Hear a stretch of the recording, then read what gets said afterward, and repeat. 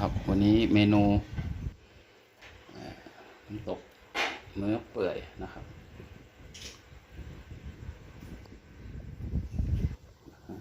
น่ากินมาก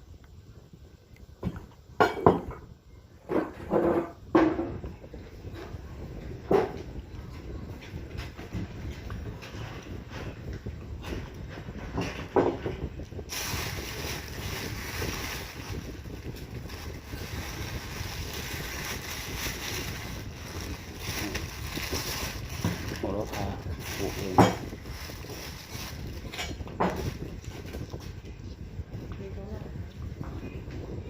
วัสดีครับท่านผู้ชมมาครับมื้อเย็นนะครับเตี๋ยวเนื้อเปื่อย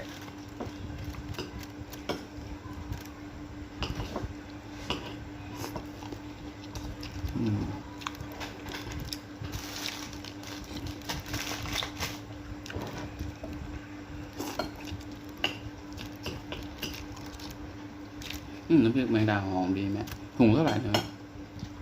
เบิ้ลใช่ไหม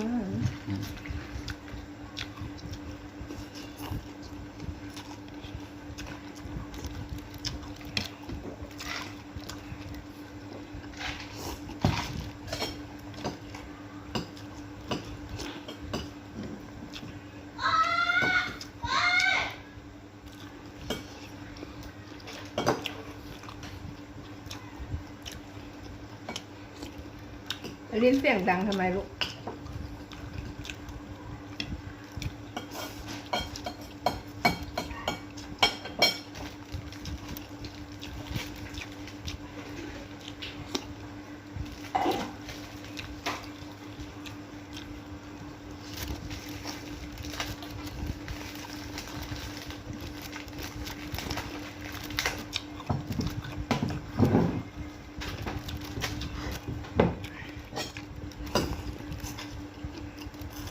พี่ฟ้องมากินข้าวเร็วเพราะเราเย็นหมดแล้ว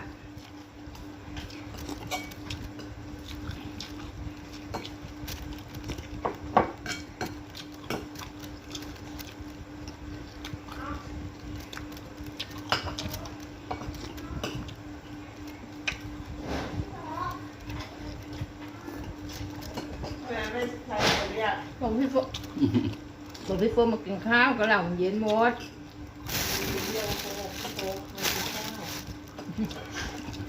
เรียก2 ที